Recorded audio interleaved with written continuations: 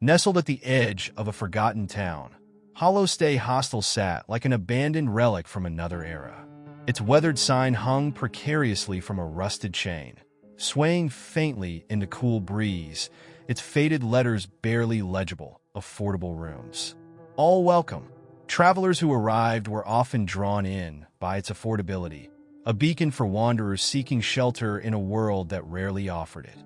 Yet, for reasons none could quite articulate, those who left seldom shared stories of their stay.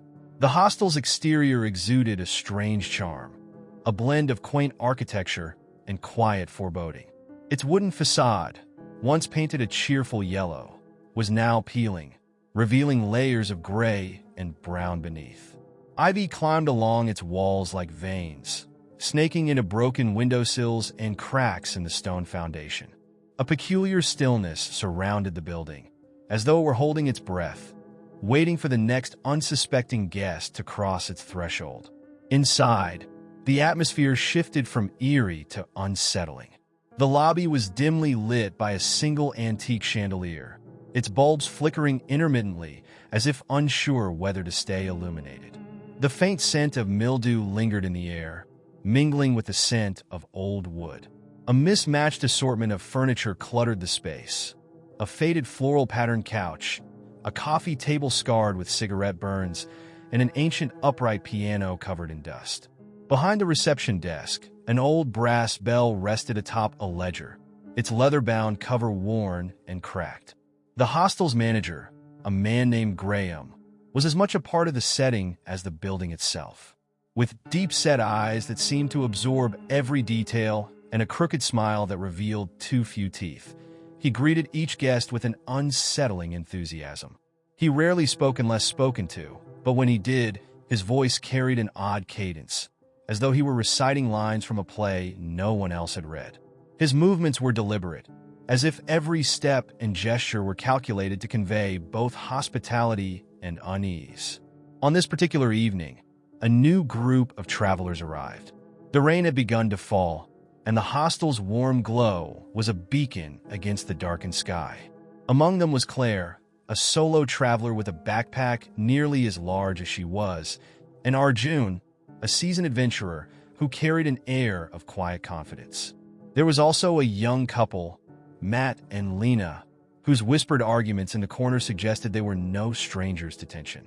As they each entered, Graham greeted them with his peculiar charm and slid the guest book across the desk. "Sign in, please," he murmured, his voice barely above a whisper. The pen felt unnaturally cold in Claire's hand as she wrote her name on the first blank line. Beneath her signature were names already written in delicate cursive, yet the ink looked oddly fresh, as though the guests had just signed moments before. Graham handed each traveler a heavy iron key, its intricate design more fitting for a Gothic castle than a modest hostel. "Room assignments are written on your keys," he explained. His grin widened, but his eyes betrayed no warmth. "Remember, quiet hours begin at 10, and no one leaves their room after midnight." The travelers exchanged uneasy glances, but exhaustion from their journeys overpowered their curiosity. The staircase to the upper floors creaked under their weight, its groaning echoing through the silent hall. As Claire reached the landing, she noticed a peculiar detail. Every door was painted a deep red, with brass numbers that glinted faintly in the dim light. Her key bore the number 8, and as she unlocked the door, she was struck by the room's unexpected coziness. The room was small but clean, furnished with a simple bed, a nightstand, and a wardrobe with an ornate mirror mounted on its door. A faint, sweet smell lingered in the air, something floral, though she couldn't identify the source. Claire set down her bag and locked the door behind her, the iron key fitting into the lock with a satisfying click. Across the hall, Arjun found his room less inviting. The wallpaper was peeling, and the window refused to open no matter how hard he tried. He leaned closer to inspect a peculiar marking etched into the frame, a series of concentric circles carved deep into the wood. They seemed deliberate, as though someone had painstakingly inscribed them over countless nights. Meanwhile, Matt and Lena settled into their shared room, their argument continuing in hushed tones. As Lena unpacked, She found an envelope resting on the nightstand. There was no name, no seal, just a blank envelope that seemed entirely out of place.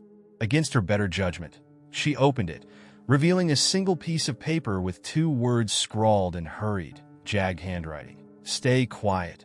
By the time the hostel's clock struck midnight, the travelers were tucked into their rooms, though none found the rest they sought. Faint sounds echoed through the halls. The shuffle of footsteps, the creak of a door, and, faintly, a soft hum that seemed to come from the walls themselves. In the quiet of her room, Claire lay awake, staring at the mirror on the wardrobe. For a moment, she could have sworn she saw movement. Not her reflection, but something shifting behind it. In the darkness of HOSTEL'S Hostel, the night stretched long, and the air grew heavier with each passing hour. The building seemed alive, watching, waiting, and whispering secrets to itself. None of the travelers could have known they had just checked into a place that no one ever truly left. The morning at HOSTEL'S Hostel began as quietly as the night had ended, with the sun struggling to break through a blanket of gray clouds. A faint mist clung to the windows, blurring the view of the forest beyond. The travelers emerged from their rooms one by one, drawn to the aroma of freshly brewed coffee wafting from the kitchen. Claire was the first to arrive, her face pale and her eyes rimmed with shadows. She had barely slept, haunted by the strange sensation of being watched through the mirror all night. The hostel's dining area was quaint but cluttered, with mismatched chairs around a long wooden table. A few travel brochures were strewn across its surface, advertising nearby attractions that seemed as forgotten as the town itself. Graham stood behind the counter, preparing breakfast with an eerie precision, cracking eggs and flipping pancakes without a word. His movements were oddly mechanical, his expression neutral, as if he were detached from the scene entirely. "Rough night?" Arjun asked Claire as he poured himself a cup of coffee. His voice carried a hint of concern, though his demeanor remained composed. "Yeah," Claire replied, wrapping her hands around her mug for warmth. She hesitated before adding, "Did you hear anything? Like footsteps? Or voices?" Arjun paused, his brow furrowing slightly. "I heard something," he admitted. "Thought it was the wind at first, but it didn't sound quite right." Their conversation was interrupted by Matt and Lena entering the room. Lena looked tense, her shoulders stiff, while Matt appeared unusually subdued. Claire noticed they hadn't spoken to each other since they arrived. The couple took seats at opposite ends of the table, avoiding eye contact. As they ate, the travelers couldn't help but glance at the guest book resting on a small stand near the reception desk. It seemed out of place, too formal for such a modest establishment. Its leather cover gleamed faintly in the morning light, and the edges of its pages were frayed from years of use. Claire's curiosity got the better of her, and after finishing her coffee, she approached it. The ledger was heavier than she expected, its spine creaking as she opened it. The first few pages were filled with neat, old-fashioned handwriting, listing names, dates, and room assignments. Some entries were decades old, the ink faded but legible. As Claire flipped through, she noticed something strange. Nearly every entry ended abruptly. There were no checkout dates recorded, just a single column for check-ins. Her finger traced a name written on one of the pages, Eleanor Hayes.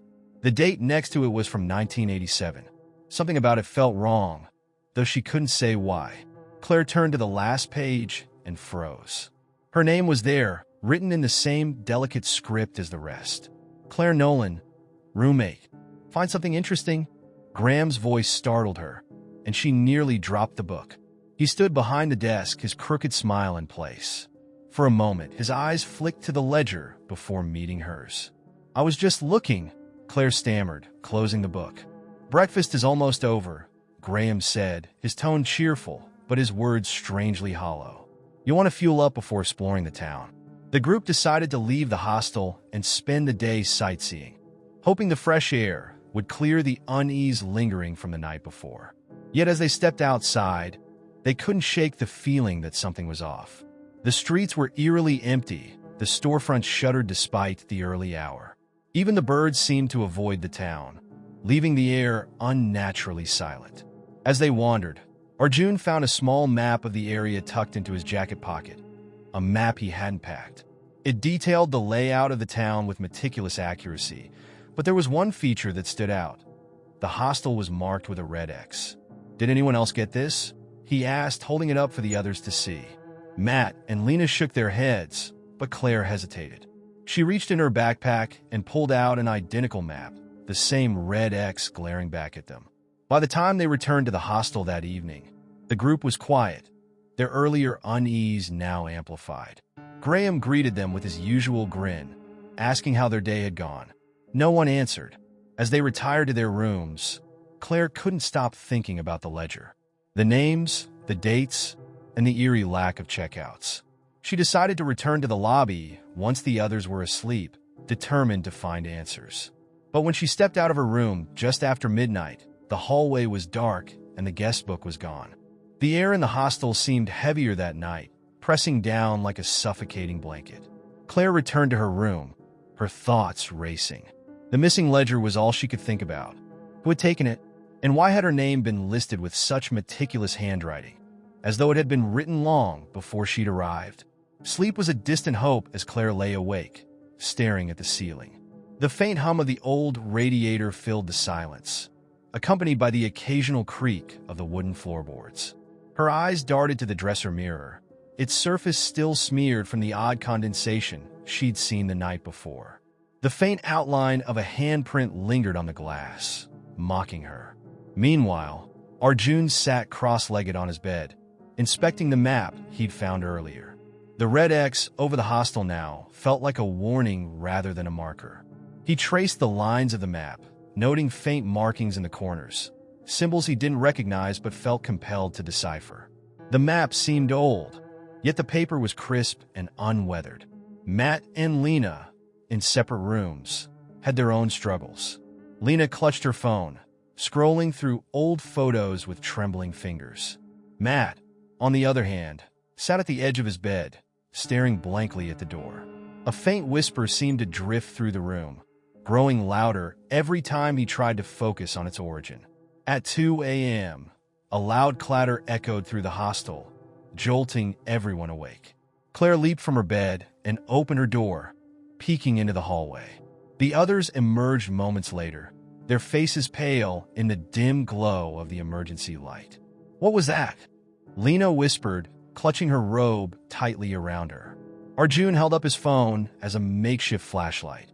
"Sounded like it came from downstairs," he said, his voice steady but laced with tension. Together, they crept down the creaking staircase. The air grew colder with each step, and the faint smell of burnt wood lingered as they approached the lobby. The reception desk was in disarray. Papers were scattered across the floor, and the guest book was back, lying open in the center of the desk. "What the hell?" Matt muttered, stepping closer. The book's pages fluttered as though stirred by an invisible hand. The group gathered around it, their breaths visible in the frigid air. The ledger had changed. New entries filled the previously blank pages, written in the same elegant script. Their names were all there, each paired with a cryptic note. Claire Nolan, Room 8, the first to seek the truth. Arjun Kapoor, Room 7, the mapmaker's apprentice. Lena Ruiz, Room 4, the keeper of secrets. Matt O'Hara, Room 5, the one who hears. "What does this mean?" Claire demanded, her voice trembling. Before anyone could answer, a key fell from the book, clanging onto the desk. It was old and rusted, with the number 13 engraved on its head. Graham suddenly appeared in the doorway to the kitchen, his face half hidden in shadow. "Room 13 isn't on the map," Arjun said, his brow furrowed. "That's because it doesn't exist," Graham replied, his tone unervingly calm. "Not in the way you think." "What does that mean?" Lena asked, taking a step back. Graham simply smiled and gestured toward the narrow hallway behind the reception desk. "If you're brave enough to find out, the door will open for you." The group exchanged uneasy glances. Claire, driven by a mix of fear and curiosity, picked up the key. The metal felt unnaturally cold in her hand, sending a shiver up her spine. They hesitated before heading toward the hallway. The lights flickered as they walked, casting fleeting shadows on the walls. At the end of the corridor stood a door they hadn't noticed before, its surface weathered and its edges cracked. The number 13 was carved into the wood, faint but unmistakable. "Are we really doing this?" Matt asked, his voice barely above a whisper. Claire nodded, sliding the key into the lock. As the door creaked open, a rush of icy air enveloped them. Inside was a staircase descending into darkness, the faint sound of voices rising from below. No one spoke as they stepped inside, the door closing behind them with a finality that sent chills through their souls. The descent into the unknown had begun. The staircase behind room 13 was unlike anything they had expected. The steps were made of rough, uneven stone, damp to the touch, and the walls seemed to close in as they descended. A faint, flickering light at the bottom of the stairs provided their only guide, though none could tell its source. The air grew colder, carrying a metallic tang that reminded Claire of rusted iron. No one spoke. The oppressive silence was broken only by the sound of their footsteps and the occasional drip of water echoing in the distance. Claire led the group, the key from room 13 still clutched tightly in her hand. Behind her, Arjun carried the map, now folded but still burning a hole in his mind with its strange symbols. Lena followed, her breathing shallow, while Matt brought up the rear, casting nervous glances over his shoulder. At the base of the stairs, the corridor opened into a cavernous room. The walls were lined with what appeared to be shelves, though they held no books or objects, just deep, empty recesses. The light they'd seen emanated from an old lantern hanging in the center of the space, swaying slightly despite the lack of any discernible breeze. "What is this place?" Lena whispered, her voice barely audible. Arjun moved closer to one of the shelves, running his fingers along the edges. "These aren't shelves," he said, his voice tinged with alarm. "They're niches, like the kind you'd see in a mausoleum." Claire's stomach churned. The thought of being surrounded by empty graves was almost too much to bear. She turned to Matt, who was staring intently at the lantern. "Do you hear anything?" she asked, recalling the cryptic note next to his name in the ledger. He nodded hesitantly. "It's faint, but yes." Whispering, "It's coming from that." He pointed to the lantern, his hand trembling. The group gathered around it, the whispers growing louder as they drew closer. The words were indistinct, overlapping in a way that made them sound almost like static. Suddenly, the lantern flickered violently, casting sharp shadows that seemed to dance across the walls.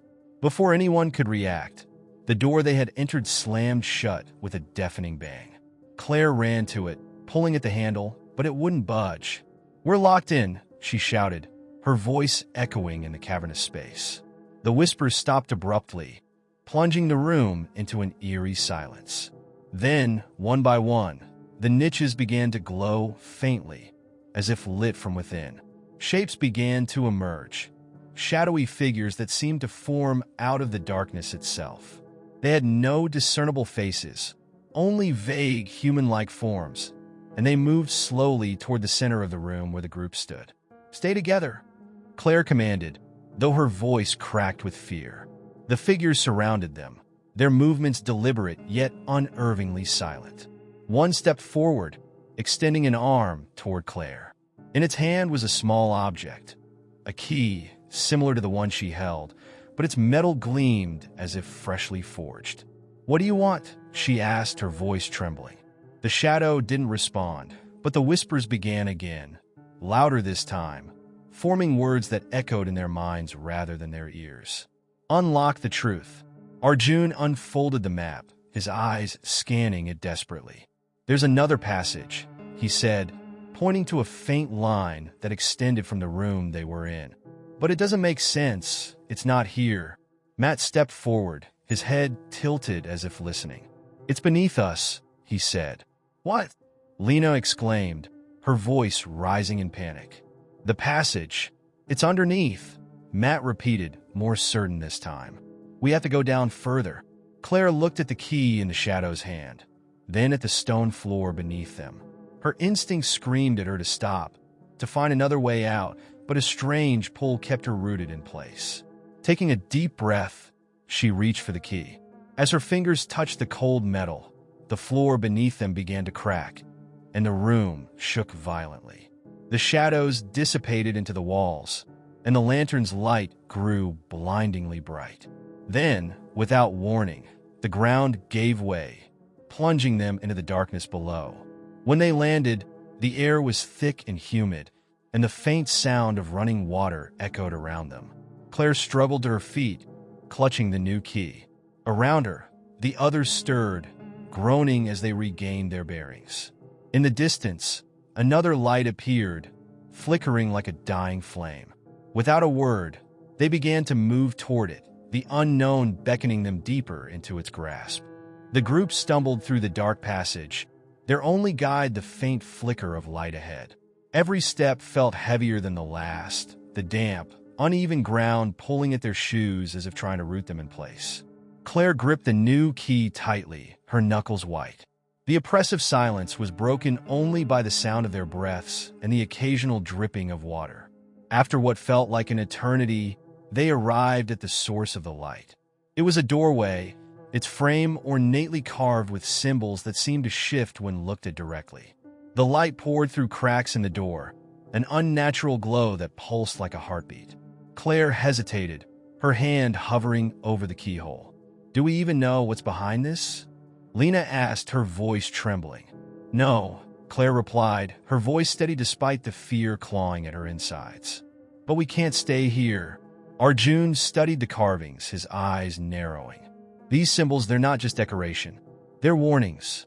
This isn't a door, it's a threshold." Matt, who had been eerily quiet, stepped closer. "We don't have a choice," he muttered. "Whatever is behind us is worse than what's ahead." Claire slid the key into the lock. The moment it turned, the door swung open with a loud creak, revealing a massive chamber beyond. The walls were covered in mirrors, each one reflecting the dim glow of torches that lined the space. The effect was dizzying, the reflections stretching endlessly in every direction. As they stepped inside, the door slammed shut behind them, the sound echoing like a gunshot. Lena screamed, spinning around to find no visible handle or keyhole. "Don't panic," Arjun said, though his voice betrayed his own fear. "We'll find another way out." The group spread out, cautiously examining the chamber. Each mirror seemed to show more than just their reflections. Claire noticed subtle differences, the angle of a smile, the way a shadow moved. One mirror showed her clutching the key, but her reflection's lips were moving, whispering words she couldn't hear. "Do you see this?" she called out, pointing to the strange movements. Lena turned to a mirror of her own and gasped. Her reflection stared back, but instead of fear, its expression was one of calm malice. Slowly, it raised a hand, pressing it against the glass. Lena stepped back, but the hand didn't retreat. "This isn't right," Matt said, his eyes darting around. "These aren't just mirrors. They're watching us."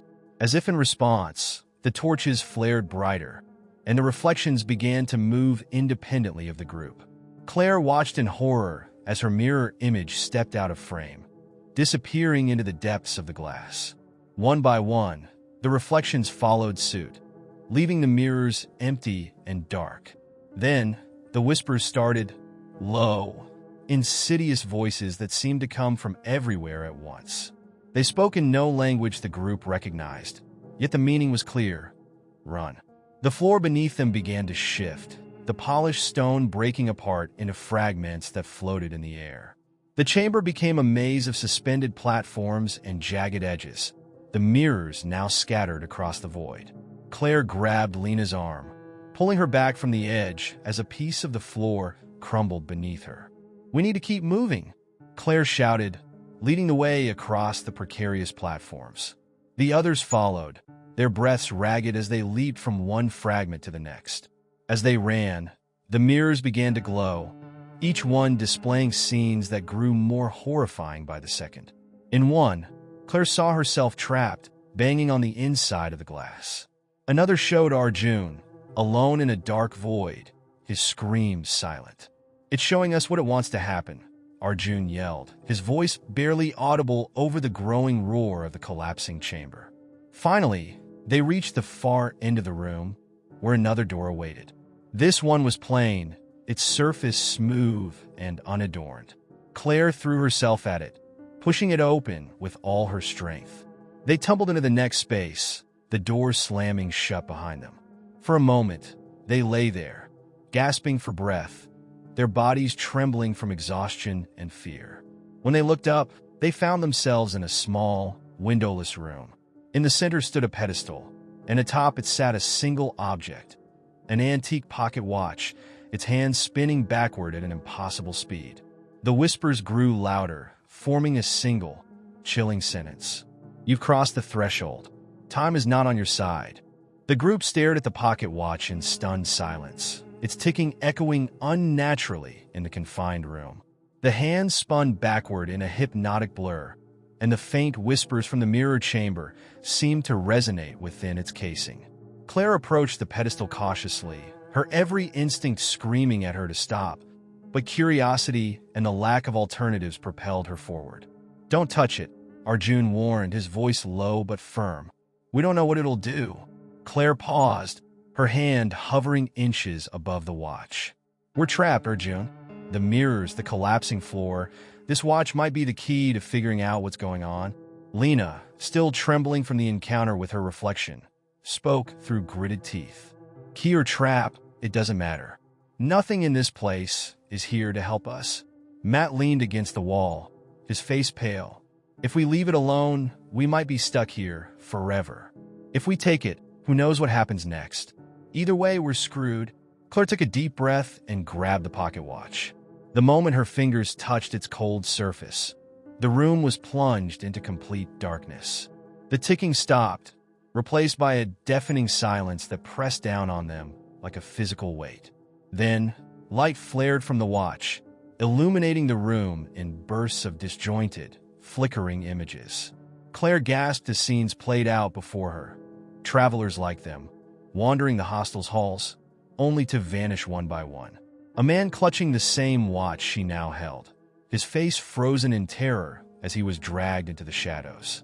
A woman screaming at an unseen force, her voice cut off as her body crumbled into ash. This place is a loop, Arjun whispered, his eyes wide with realization. The hostel isn't just some haunted building. It's a trap, a machine that feeds on people. The images shifted, showing the mirrors they had encountered earlier. Reflections moved through the glass, stepping out into the real world while their originals were left trapped, screaming silently from the other side. One reflection turned to the group, its expression identical to Claire's, but with a sinister smile that chilled her to the bone. Claire dropped the watch, but it floated in midair, spinning rapidly before emitting a piercing chime. The walls of the room dissolved into nothingness, revealing a sprawling void filled with fragments of time and space.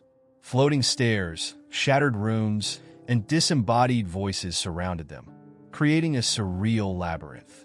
What did you do? Lena screamed, clutching at Claire's arm. I didn't know this would happen. Claire shouted back, but her voice sounded hollow, as if the void was swallowing it whole. The group began moving instinctively, sticking close to one another as the ground beneath their feet shifted and reformed with each step. They passed doors that led to nowhere, windows showing memories that didn't belong to them, and staircases spiraling endlessly into the dark. The pocket watch hovered just ahead, glowing faintly as if guiding their path. What is this place? Matt muttered, his voice barely audible over the distant hum of the void. It's not just the hostel, Arjun said, his tone grim. This is outside of time. That watch, it's the anchor. Without it, we're lost. As they followed the watch, the landscape around them began to distort. Familiar objects from the hostel reappeared, beds, lamps, even sections of wallpaper, floating aimlessly in the void. At one point, they passed a door that bore the same carving as the threshold they'd crossed earlier. The whispers returned, louder now, their message fragmented but menacing. One must stay. One must pay. What does that mean? Lena asked, panic creeping into her voice. I don't think we want to find out, Claire replied, quickening her pace. Finally, the watch stopped moving, hovering in front of a massive archway made of interwoven wood and metal. Strange symbols glowed along its surface, shifting and rearranging like a living puzzle. Beyond the archway was nothing but darkness, an endless abyss that seemed to pulse with malevolent intent.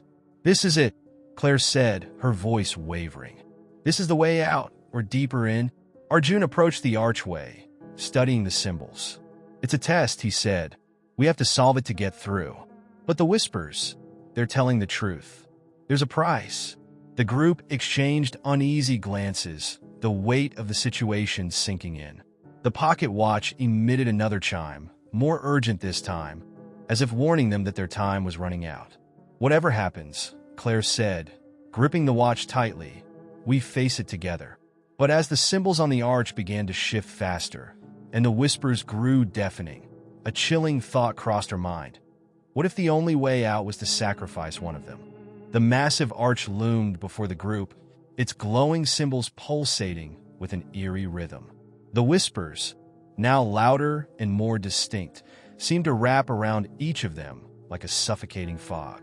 Their message was clear, yet horrifying in its simplicity. One must stay. One must pay. Claire tightened her grip on the pocket watch, its cold surface grounding her in the midst of the chaos. She stared at the arch, trying to decipher the shifting symbols. Each symbol seemed to twist into shapes she couldn't fully comprehend. Part language, part something else entirely. "We have to do this together," she said, though her voice faltered. "Together?" Lena's laugh was brittle, almost hysterical. "The whispers are saying someone has to stay. You can't mean that." "I don't mean we sacrifice anyone." Claire shot back, but the words felt hollow even as she spoke them. The arch felt alive, almost as if it were waiting for them to accept its grim terms. Arjun knelt by the base of the arch, tracing the glowing symbols with his finger.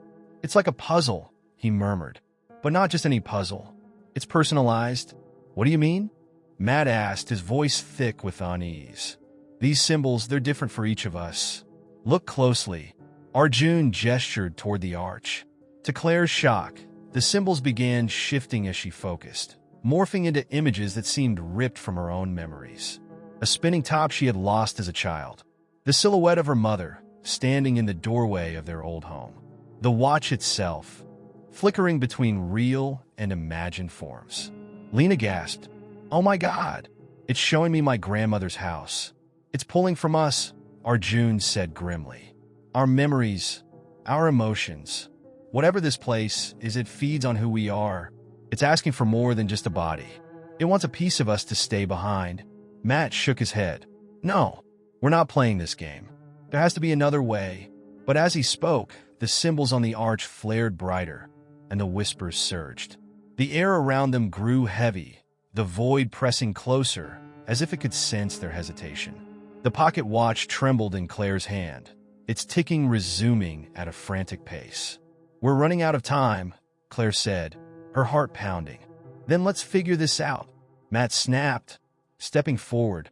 He reached out to touch the arch, but the moment his hand made contact, the symbols reacted violently. A pulse of energy knocked him backward, sending him sprawling to the ground. "Matt!" Lena rushed to his side, but he groaned and waved her off. "I'm fine," he muttered, though his face was pale. "But that thing, it doesn't want just anyone messing with it." Claire stepped closer to the arch, the pocket watch glowing faintly in her hand. "It's me," she realized. "The watch, it chose me. It's tied to me somehow." "No!" Lena grabbed her arm. "You don't know what'll happen if you go through with this. And we don't know what'll happen if we do nothing," Claire replied. Her voice was steady, but inside, fear clawed at her. She turned to Arjun. "What do I have to do?"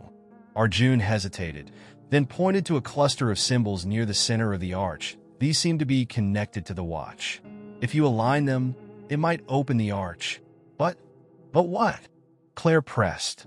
"But the whispers aren't lying. If you open it, someone has to stay behind. The question is who?" The group fell silent, the weight of his words sinking in. No one wanted to say it, but they all knew. The arch demanded a sacrifice.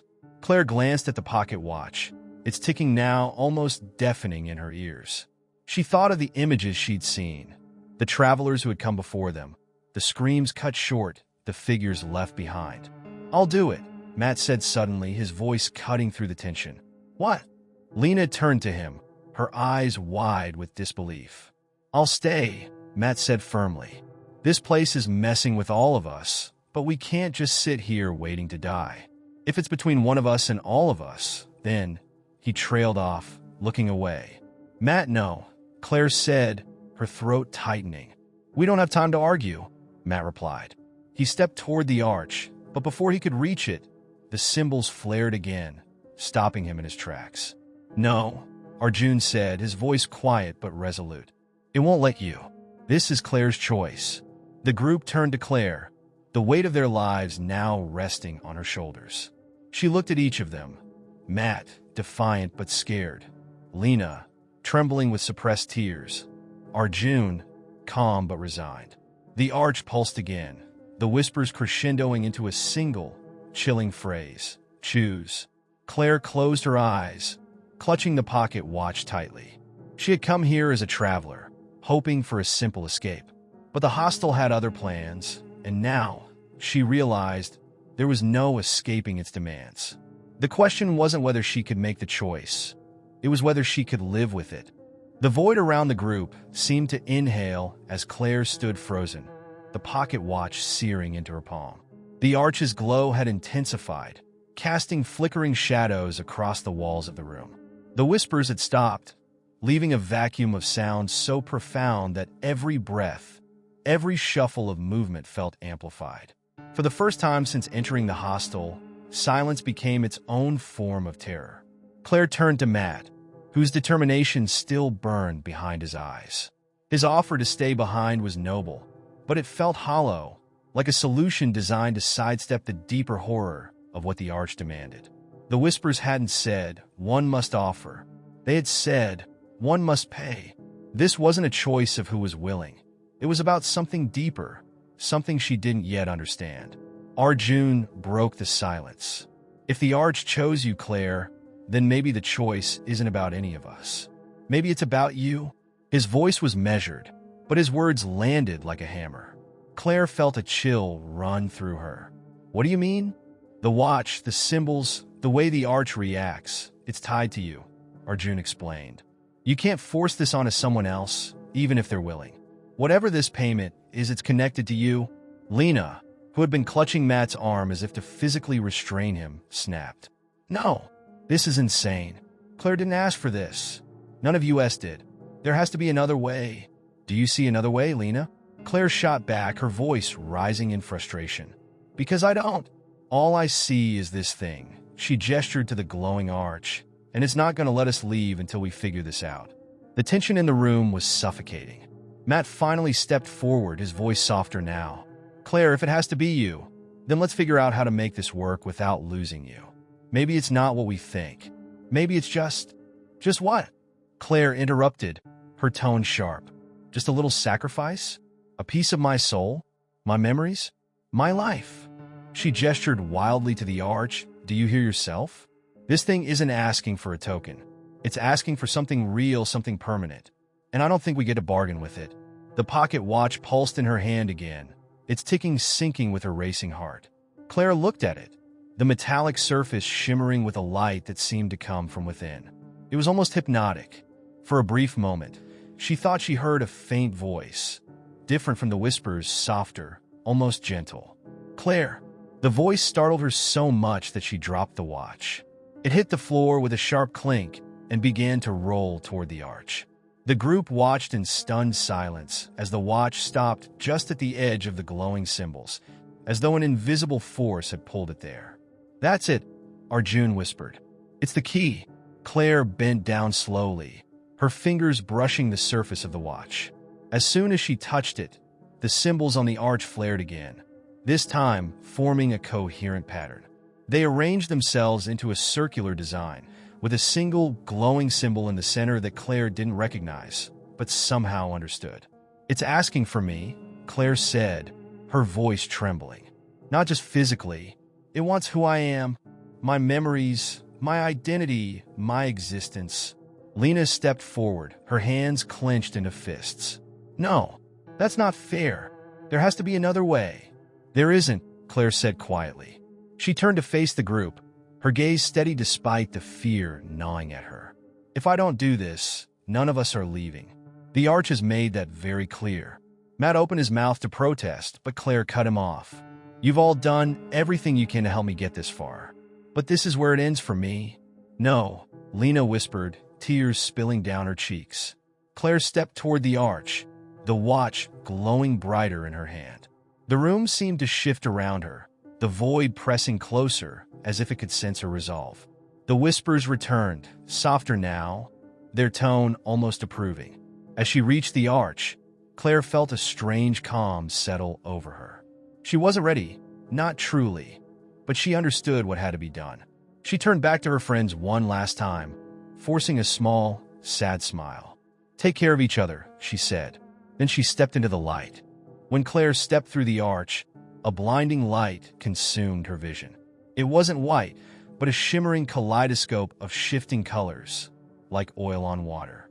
The air hummed with energy, and for a moment, she felt weightless, as though her body had dissolved into the fabric of the universe. Yet, despite the sensory overload, Claire's thoughts were sharp. She was acutely aware that she was somewhere she didn't belong. As the light dimmed, Claire found herself standing in a place that defied logic. The world was both vast and enclosed, the horizon folding in on itself like a giant sphere. The ground beneath her feet wasn't solid. It rippled like liquid but supported her weight. Above her, the sky was filled with symbols similar to those on the Arch, glowing faintly and shifting in patterns she couldn't decipher. Welcome, a voice echoed, smooth and omnipresent. It was a human. It wasn't even a voice in the conventional sense, but a sound that resonated in her mind. Claire spun around, searching for the source. Who's there? What is this place? This is the threshold, the voice replied. A space between worlds, where choices are made and debts are paid. Claire's grip tightened around the pocket watch, which now felt heavier, almost alive in her hand. What do you want from me? She demanded, her voice trembling but defiant. The voice was silent for a moment, as if considering her question. Then it answered, You have been chosen as the anchor, the one who will decide whether the veil between your world and this one remains intact. Claire's stomach twisted. Chosen? I didn't choose anything. You forced me into this. The voice shifted, its tone calm but firm. Your arrival here was no accident. Every step you took, every choice you made, led you to this moment. The pocket watch, the whispers, the Arch, they were all tests to determine your worthiness. Worthiness for what? Claire snapped, anger and fear bubbling to the surface. To carry the burden of the seal, the voice replied. The Arch is not merely a portal, it is a lock. On one side lies your world, and on the other lies the void, a realm of chaos and destruction. For centuries, the seal has kept the void at bay, but it requires a soul to sustain it. Someone must choose to stay here, in the threshold, to ensure the worlds remain separate. Claire felt her heart sink. The realization hit her like a punch to the gut. This wasn't just about sacrifice. It was about eternal imprisonment. If she accepted, she would remain in this strange, alien realm, alone and disconnected from everything she had ever known. And if I refuse, she asked quietly. The symbols in the sky flared brighter, their patterns becoming frantic. Then the seal will weaken. The void will seep into your world, and chaos will consume it. The choice is yours, Claire. But understand this. Refusing to act is a choice in itself. Claire's mind raced. The weight of the decision pressed down on her, suffocating and unrelenting. She thought of Lena, Matt, and Arjun, waiting on the other side of the Arch. She thought of her life, the mundane struggles that now seemed so distant and insignificant. And she thought of the whispers, the endless warnings that had led her here. She looked down at the pocket watch, its light pulsating in rhythm with her heartbeat. It felt like an extension of herself now, a tether binding her to both worlds. Is there no other way? she whispered, her voice cracking. "There is only one path," the voice replied, unyielding. Tears streamed down Claire's face as she stepped forward, her resolve hardening with every step. If she refused, her friends, her world, everything she cared about would be consumed. It wasn't a choice, not really. It was a responsibility, one she hadn't asked for, but couldn't ignore. As she reached the center of the threshold, the symbols around her aligned, forming a perfect circle that glowed with an intense, golden light. The pocket watch grew warmer in her hand, its ticking now deafening. "I'll do it," Claire said, her voice steady despite the fear clawing at her chest. "I'll be the anchor." The moment the words left her lips, the light engulfed her once again. The symbols in the sky swirled into a vortex, and the voice returned, softer now. "You have chosen wisely, Claire. Your sacrifice will ensure the balance remains." As the world around her dissolved into light, Claire felt a strange sense of peace. The weight of her decision lifted, replaced by a calm acceptance. She didn't know what awaited her in the threshold, but she knew one thing for certain. Her friends were safe, and the void would remain sealed. For now, when Claire regained consciousness, she was no longer in the threshold. The light, the symbols, and the otherworldly hum had all vanished. She was back in a hostel, but everything felt off. The walls, once draped with aging photographs and tacky wallpaper, were now covered in strange symbols, their forms sharp and jagged, as if etched into the very fabric of the building itself. The air was thick, heavy with a strange energy that hummed beneath her skin, tugging at the edges of her consciousness. Claire sat up, confusion swirling in her mind. She reached for the pocket watch, which still rested heavily in her hand. Its once soft glow had dimmed, reduced to an almost imperceptible pulse. For a moment, she wondered if she had imagined it all. The threshold, the arch, the voice. But the symbols on the walls told a different story.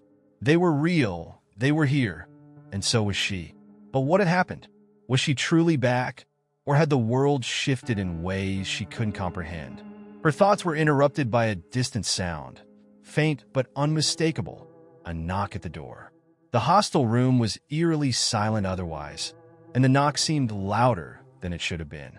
Claire froze, her heart pounding in her chest. She didn't want to move. The idea of facing whoever was on the other side felt like an overwhelming challenge. But there was something deep inside her, something primal, that urged her to open the door. When she finally rose and reached the door, the symbols etched across its frame seemed to pulse in response, as if the hostel itself recognized her presence. Claire's hand hesitated on the doorknob, her mind swirling with questions. Could it be Lena or Matt? Could they have found a way to follow her? Was there still hope for them? Or had her sacrifice sealed their fate too? She opened the door slowly, just enough to peer through the crack. What she saw made her blood run cold. There, standing in the hallway, was Matt. His face was pale, his eyes wide with an expression she couldn't quite place. Something between relief and fear. But as Claire's gaze lingered on him, her heart sank further. Matt was not the same. His features were drawn, his once strong frame looking gaunt and fragile. The familiar warmth of his presence had been replaced by an unsettling emptiness, a hollow shell that seemed to carry a weight too heavy for the man she had once known. "Claire," Matt whispered, his voice hoarse. He took a hesitant step forward, as though unsure whether to approach or retreat. His eyes flickered to the pocket watch in her hand, and then back to her face, searching for something, anything, that might tell him she was still the person he had known. "What happened?" Claire asked, her voice trembling. She needed answers. She needed to understand.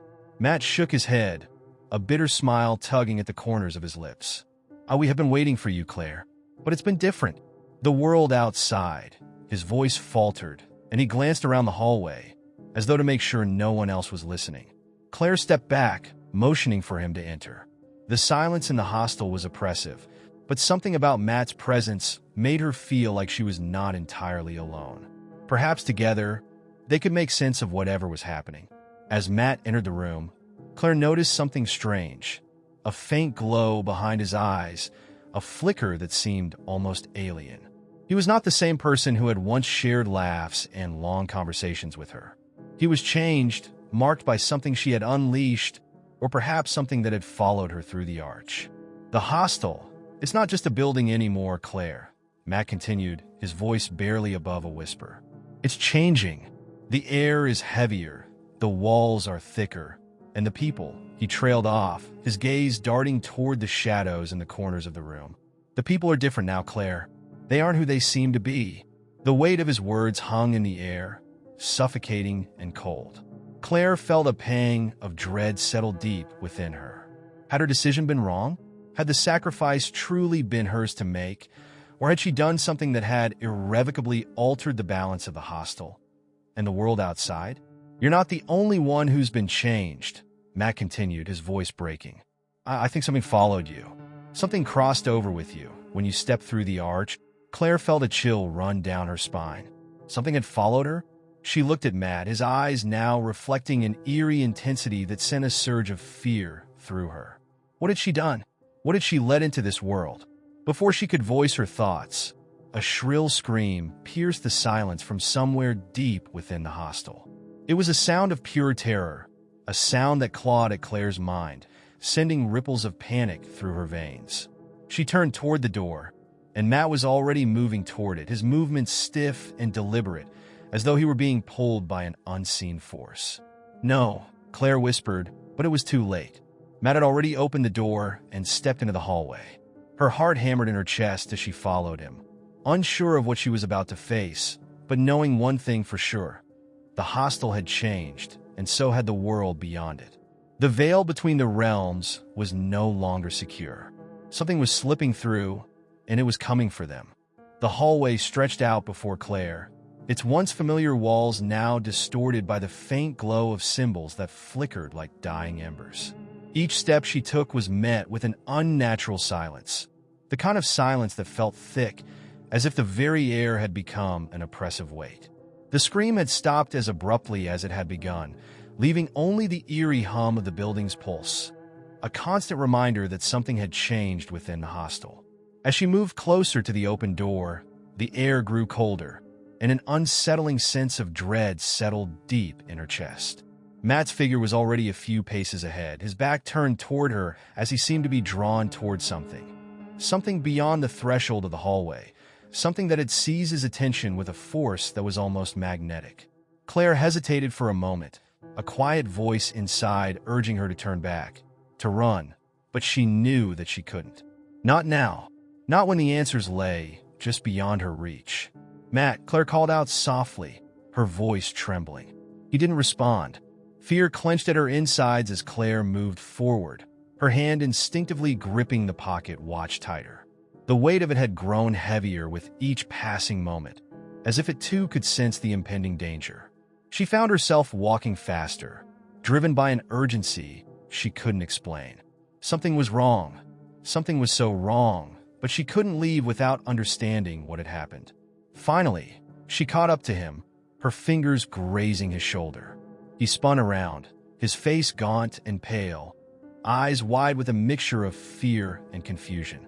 The strange glow in his eyes had intensified, now taking on an almost unnatural hue. Claire opened her mouth to speak, to demand an explanation, but before she could get a word out, the air shifted. A low rumble filled the space around them, the floor beneath them vibrating as if something beneath the building was awakening. The hallway seemed to warp and bend, the walls stretching outward, as though the building itself were alive. Claire's heart skipped a beat, and for a moment, she thought she might lose her footing entirely. "Do you feel that?" Matt whispered, his voice barely audible above the sound of the building's groan. Claire nodded, but before she could respond, something moved, a shadow, dark and fluid, emerging from the walls. It twisted and writhed like smoke, its edges constantly shifting, as though it were made of darkness itself. The shadow coiled around the hallway, swallowing the light from the flickering symbols and plunging the space into a deeper darkness. Claire's breath caught in her throat. She had seen something like this before. The shadows, the feeling of being watched, the sense of something lurking just out of sight. But now it was tangible, real, an entity that existed in the space between the walls. "We need to leave," Claire whispered, her voice shaking with fear. But Matt didn't seem to hear her. His eyes were locked on the shadow, his body frozen in place, as if he were being drawn into it. "Matt!" Claire cried, grabbing his arm. She tugged at him, trying to pull him away from the creeping darkness, but it was like trying to move through quicksand. His body was rigid, unresponsive. Suddenly, a voice echoed through the corridor, its tone deep and guttural. It was a voice Claire had never heard before, but it resonated in her very bones. "You should not have returned, Claire," the voice rumbled. Claire froze, her hand still gripping Matt's arm. The voice seemed to come from everywhere, from the walls, from the floor, from the air itself. It was the kind of voice that made her feel small, insignificant, as if the very weight of existence itself was pressing down on her. "Who are you?" Claire demanded, her voice surprisingly steady despite the terror that gripped her heart. The shadow moved closer, its form more defined now, swirling in front of her, blocking the way forward. The voice laughed, a low, rumbling sound that sent chills down Claire's spine. "I am what lies between," the voice replied. "I am the consequence of choices made, of the path you have chosen to walk. You have disturbed the balance, Claire.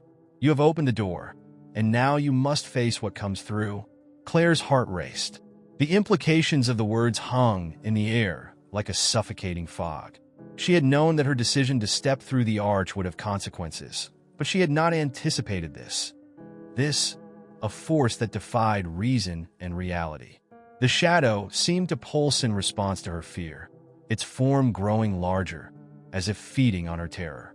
Matt, still unmoving, had begun to murmur softly, the words unintelligible, but his voice held an unsettling familiarity. It was as though he, too, was not entirely himself anymore. "No!"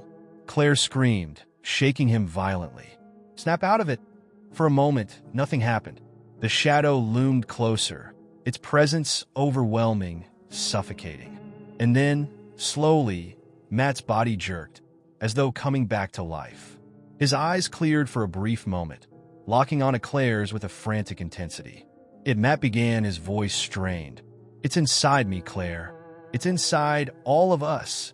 And then, as quickly as it had come, the clarity in his eyes disappeared. His body went slack again, and the shadow lunged forward. Claire barely had time to react before it enveloped them both. The darkness closed in, and for the first time since stepping into the hostel, Claire felt the true weight of the choice she had made. The consequences had arrived, and they were more terrifying than anything she could have imagined. The darkness swallowed them whole, a vacuum of dread that stretched out endlessly. Claire's body tensed, as though the very air around her had turned to liquid. She couldn't breathe, couldn't move, as the shadow tightened its grip. The ground beneath her feet felt unstable, like she was floating, suspended in an eternal void. Her fingers, still wrapped around Matt's arm, seemed to slip through the air, as if he, too, were becoming less tangible, slipping into the nothingness that surrounded them. Time, too, seemed to lose all meaning. It felt like hours had passed in the few seconds that had unfolded. Claire's heart raced, each beat growing louder in her chest, a deafening thrum in the oppressive quiet. Then, just as suddenly as it had arrived, the sensation of weightlessness vanished. The floor beneath her feet solidified, and the air seemed to thicken, heavier now, as if they had passed through a portal into a new reality. Claire blinked, trying to adjust to the shift. She found herself standing in what appeared to be the very same hallway of the hostel, yet everything was different. The walls, once adorned with peeling wallpaper and faint cracks, now appeared unnaturally smooth, as if they were made of something foreign, something unnatural. The once warm, comforting hues of the hostel had been replaced with cold, sterile lighting that flickered intermittently, casting long shadows that crept along the floor. Matt stood beside her, his expression vacant, his eyes distant. He hadn't moved, hadn't said a word. His body was there, but he was not. Claire knew this wasn't him. Not anymore. Something had taken him, twisted him, and she had no idea how to bring him back. But she couldn't focus on that now. She had to figure out what had happened, what they had unleashed. The silence was unbearable. Claire's heart pounded in her chest, and every instinct she had screamed at her to run. But there was nowhere to go. The hallway stretched endlessly before them, and the air felt thick with a presence. Something watching, something waiting. She could almost feel it crawling beneath her skin, an oppressive weight that made it hard to breathe. Suddenly, there was a sound, a soft whisper, barely audible at first, but it grew louder, becoming a constant, insistent hum that seemed to vibrate the walls themselves. Claire froze, turning her head slowly, as if hoping that somehow she had imagined it. But the whisper remained, growing clearer, its words distorted, incomprehensible. The sound was like 1,000 voices overlapping, all speaking at once, creating an almost unbearable cacophony. "Matt," Claire whispered, her voice trembling. "Can you hear that?" Matt didn't respond. His eyes flickered for a brief moment, as if something inside him was struggling to break free, but the moment passed, and he returned to his glassy-eyed state. The whispering grew louder, more frantic, as if it were closing in on them. The very walls seemed to pulse with the rhythm of the sound, vibrating with an energy that made Claire's skin crawl. Claire began to move forward, her feet carrying her on their own accord, drawn by the sound, the pull of something she couldn't understand. Each step she took felt heavier, like the floor was becoming more resistant, as though the hostel itself was fighting against her. She had no choice but to push on. At the end of the hallway, there was a door, one she hadn't seen before, though it had been hidden in plain sight. It appeared ordinary at first glance, the same worn wood and brass handle as the others in the hostel. But this door was different. There was an energy around it, a strange aura that Claire couldn't explain.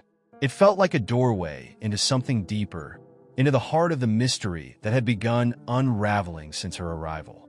She approached it cautiously, her hand reaching out for the doorknob. As her fingers touched the cold metal, a shock of energy shot through her, knocking her back a few steps. She gasped, her hand trembling as she stared at the door in shock. Something had reacted to her touch, something alive. The whispering stopped.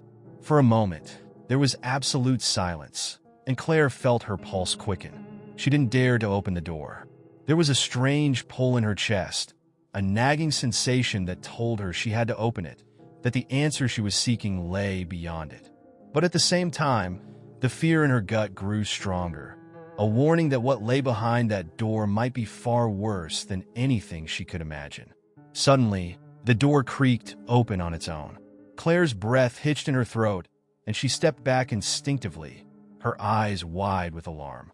The shadows inside seemed to move, swirling and shifting, and for a moment, Claire thought she saw figures, dark, indistinct shapes that flickered in the periphery of her vision. They didn't move like shadows should, but instead seemed to pulse with an unnatural rhythm. Claire felt a chill run down her spine, and she took a step closer, drawn inexplicably toward the doorway. The faint glow from within illuminated the edges of her vision, but it was not a comforting light. It was cold, lifeless, a glow that made the hairs on the back of her neck stand on end. The air around the door felt thick with the weight of what it contained. "Matt," she whispered again, but this time there was no response. She turned toward him, but he was still standing in the same spot, unmoving. Claire took a deep breath, trying to steady her racing heart. She had no choice. If she wanted answers, she had to go through. She had already stepped too far into this nightmare to turn back now. With a final glance at Matt, who remained eerily still, Claire stepped through the door, her heart pounding in her chest as the shadows closed around her. The moment she crossed the threshold, the whispering began again. But this time, the voices were clearer, and they were speaking her name. Claire's breath caught in her throat as she stepped into the room. The door slammed shut behind her with an unsettling force, plunging the space into an even darker obscurity. The whispering voices swirled around her, but their words had changed. Now they were clear, distinct, and more insistent. Claire could feel them vibrating through her bones, each syllable like a hammer striking the fragile surface of her mind. Her hands trembled, but she forced herself to keep moving forward. The room she found herself in was unlike any she had encountered in the hostel. It was vast, stretching farther than it had any right to. The walls, now an oppressive, deep black, seemed to swallow the faint light from the hallway outside. The air was damp and thick, suffocating with an unknown weight, and Claire's heartbeat thudded loudly in her ears.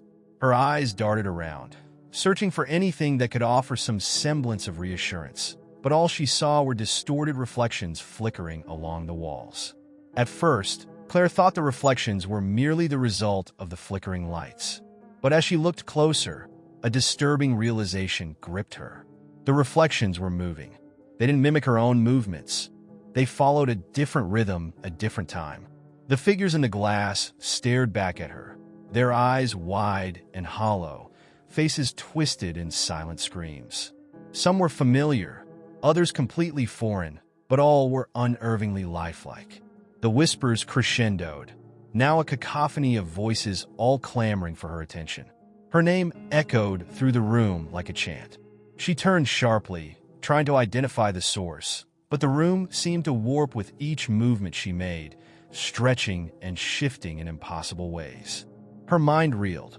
How had she ended up in a place like this? Suddenly, she felt a cold hand on her shoulder, a presence so real, so tangible that her body flinched. She spun around, heart racing, but no one was there. A moment of silence passed, the air thick with tension. Claire was alone, wasn't she? She could hear breathing now, soft but audible, like someone standing just behind her. Her eyes shot back to the glass. The reflections in the mirrors had stopped moving, their stillness now more unnerving than their earlier distortions. Claire leaned in closer, her breath fogging up the glass. The figures, frozen in place, stared at her with those same hollow eyes, unblinking and lifeless. Then, without warning, one of them, her reflection, stepped forward, its body moving in a deliberate, slow fashion. The reflection mimicked Claire's every move, but it wasn't her. It was distorted, its face twisted in a grotesque grin, its hands reaching out with an unnatural jerking motion. It was her, but not her. A part of her, an extension of herself, seemed to have taken on a life of its own. The glass now appeared to pulsate, as though the very essence of the room was alive, a living organism wrapped around her, suffocating her with its dark embrace. Claire stumbled back, her body colliding with the cold stone wall behind her. The reflection reached out with a shaking hand, its fingers stretching toward her, as if it were trying to tear itself free from the glass. She could feel its touch, cold and damp on the back of her neck, as though the room itself had bled into her reality. The air grew thick with a malevolent force, and Claire fought the urge to scream, to run, to escape the suffocating presence that had wrapped itself around her. And then everything stopped. The room, the whispers, the reflections, it all froze. A profound silence overtook the space, stretching out infinitely. The only sound was the rapid beating of Claire's heart. The moment dragged on, and Claire wondered if the world had collapsed, if the nightmarish reality she had stumbled into had consumed her entirely. Then, from the corner of her vision, something flickered. It was faint at first, like the briefest of shadows, but it grew stronger. A figure, or rather, a shape, emerged from the darkness. Claire could see it now, tall, elongated, its form obscured by the shadows it cast. But it was unmistakable. There was a twisted sense of familiarity in the way it moved, a chilling awareness that gnawed at the edge of Claire's consciousness. It wasn't human. It wasn't a reflection. It was something else entirely, something that had been watching her. The figure came closer, its footfalls echoing in the silent room, a slow, deliberate pace. With each step, Claire's heart skipped a beat. She wanted to run, to turn and flee, but her legs were frozen in place. A part of her knew that escape wasn't possible. Not now, not here. Whatever was coming for her, it had already claimed this place. Finally, the figure was upon her. It towered over Claire, its presence oppressive and suffocating. Its eyes, dark, inky voids, locked onto hers, and for a moment, Claire thought she might drown in their depths. And then, in a voice that was both distant and intimate, it whispered to her, "You should have never opened the door, Claire." Her blood ran cold. Claire stood frozen, her body trembling as the words reverberated in her mind. The voice was familiar, yet hauntingly foreign, like a distant memory clawing its way to the forefront of her consciousness. She knew this voice. It belonged to someone she had met long ago, someone who was supposed to be far removed from her life now. But how could it be? How could it be this thing standing before her, towering and looming in the shadows, uttering her name with such chilling familiarity? The figure's words echoed again, louder this time, and a strange sense of vertigo washed over Claire. It wasn't just the figure's presence that unsettled her. It was the realization that she had heard those words before, in her past, from someone who had disappeared from her life without a trace. The voice was unmistakable. It was someone she trusted, someone who had disappeared years ago, someone she had thought lost forever. She stumbled backward, her hand reaching for anything solid, desperate to anchor herself in this dizzying moment. Her thoughts churned, a muddled mixture of disbelief and fear. How could the past, so far removed, have found its way into the present like this? Was it all a twisted illusion, or was something more sinister at play? "You really have no idea, do you?" the figure continued, its voice slipping into the space between her thoughts like an intruder. "You've always been blind, Claire. The answers were right in front of you, but you couldn't see them. Not until now." Claire's breath hitched. Every word it spoke was like a stab to her chest. She didn't know if it was the figure's presence or the words themselves that cut deeper. What answers? What had she missed? She tried to steady her breath, forcing her mind to focus, to remember, but everything felt like it was slipping away from her, as though the very fabric of reality was unraveling with each passing second. The figure's form flickered, like a mirage, its edges blurring and twisting into unnatural shapes. It was as though it was not bound by the same rules of space and time that governed her world. It was here, and yet it wasn't.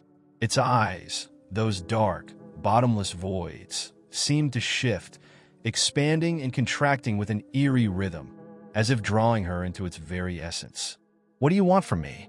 Claire finally managed to speak, her voice breaking the silence with the fragility of someone who had just realized how much they didn't understand. She tried to steady herself, clinging to whatever semblance of rationality was left. "Why are you doing this?" The figure's lips stretched into a grotesque smile, too wide, too unnatural. "It's not about what I want, Claire. It's about what you want." It paused, and Claire could feel the weight of its gaze upon her, as though it were peeling back the layers of her soul. "You've always been searching for something, haven't you? For answers, for meaning. You thought the world was a puzzle with a solution waiting to be found. But you never realized that the puzzle was you." The word sent a shock of cold dread through Claire's body. She felt exposed, naked, as if every secret she had ever hidden from herself was now laid bare. But there was something more, something that gnawed at the edges of her understanding. She felt like she was on the cusp of a revelation, something she had always known but never acknowledged, some truth about herself that she had buried deep in the recesses of her mind. The figure stepped closer, and with each movement, Claire felt her own mind shift. The walls of the room seemed to warp, bending in ways that defied logic, as if the very space around her was part of some grand illusion. The flickering reflections in the mirrors seemed to respond to the figure's presence, their movements growing more erratic, more frenzied. Some of them seemed to scream, their mouths opening wide in silent agony. Others merely stared at her, their eyes pleading for something: release, redemption, salvation. Claire felt a sudden surge of anger, a fierce desire to break free from the grip of this twisted entity. She wasn't sure what it was, or why it had come for her, but one thing was clear. It was manipulating her, pulling her into its web of confusion and fear. She refused to succumb to it. She couldn't.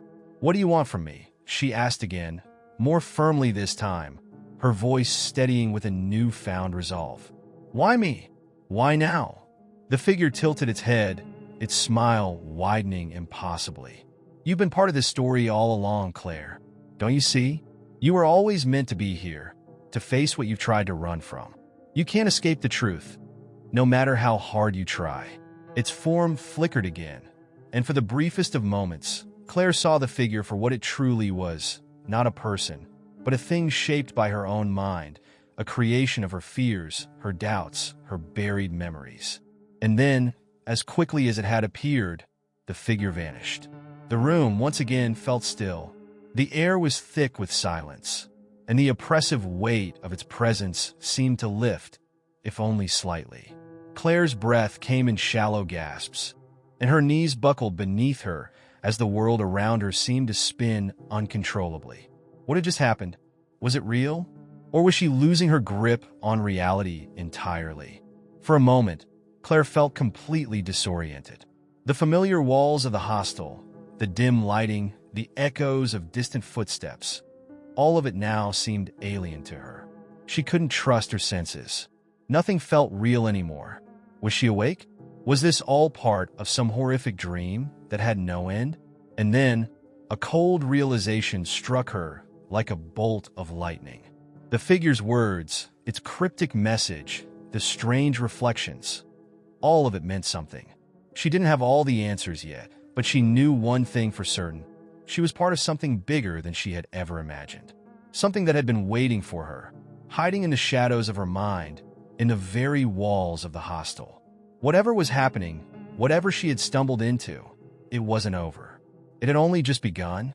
The morning light crept into the hostel through the cracks in the curtains, casting a soft glow on the worn wooden floors.